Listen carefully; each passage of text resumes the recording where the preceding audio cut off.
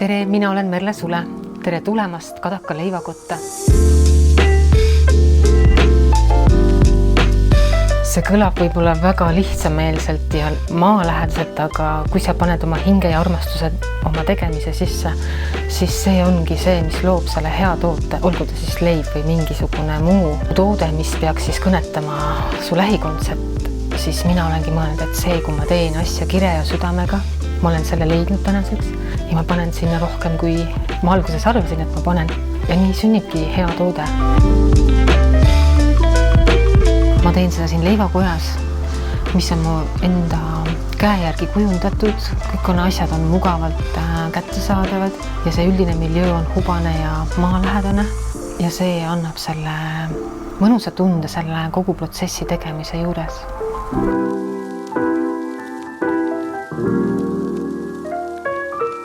Minu elustiil viis mind leiva küpsetamiseni, kuna ma hindan liikumist, tervisliku elustiili harrastamist ja Elva pakub seda väga erilisel moel. Talvel suusatamas, suvel ujumas, mitu järve vali, millist soovid, jooksmine, rattaga sõitmine, seda kõike ma harrastan vastavalt hooajale.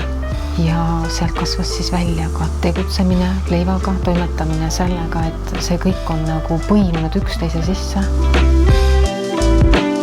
Kui ma hakkasin leiba tegema, siis ma mõtlesin, see võiks olla ja mitu muud erinevat varianti, aga tänaseks on välja kujunnud siis põhitoode, mis on täistera rukkileib, siis singileib, kadakamarjaleib koriandriga, tatraleib, kõrvitsasai, nostalgiatoode karask, vahel siis lisandiga, vahel ilma ja siis magusad saiakesed. Need on need valikud, mis täna on, aga kõik on muutumises ja ma ikkagi vahelduse mõttes teen ka muid asju veel.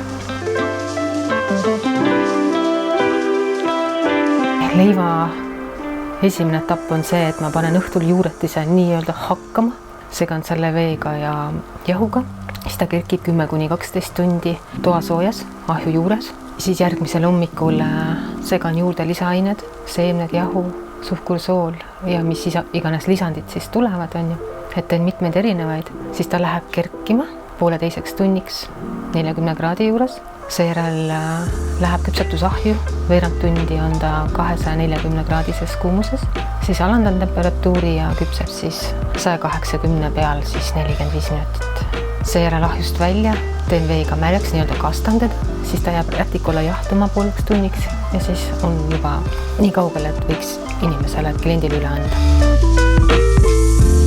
Minu sihtgrupiks ongi elvakas, kes elab siin samas vallas, siin samas linnas. Ja tagasiside on selline, et kodu kootud, ta on soe, ta on pärske. Mõnele maitseb, mõnele ei maitse, aga minuni ei ole veel jõudnud ühtegi inimest, kes ütleb, et talle ei maitse, ta ei osta seda. Et ikkagi on see, et jah, mulle maitseb. Tulen tagasi. Paberi peale äriplaani tehes ma ju joonistasin välja, mis on 5 aasta plaan. Numbrid, kasum, aga südamelähedasem on see, et mul säiluks rõõm ja teotahe seda leiba teha jätkuvalt sellisel moel, nagu ma täna seda teen, et jah, ma soovin natukene suuremaks minna. Mõttes mõlgub ka abiline leida, kes võib-olla toetaks mind, et sellised mõtted on täna, aga mitte väga suureks minna, sest see on elustiili äri ja mulle meeldib see elustiil, mis ma täna elan. Ja see annab mulle vabaduse ja olengi öelnud sõpradele tuttavalt, et põhipolgaks on vabadus. Ja kui natuke jääb veel üle sellest, siis ongi hästi.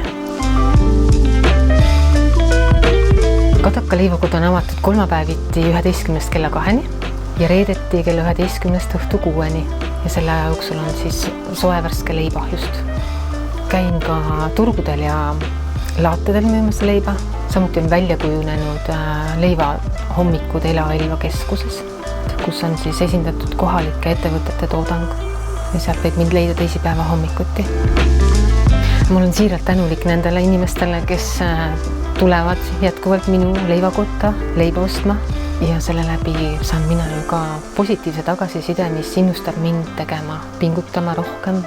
Ja kui rääkida missioonist, siis mulle teeks rõõmu ja head meelt, kui see leib jõuaks veel rohkemate Elva inimesteni.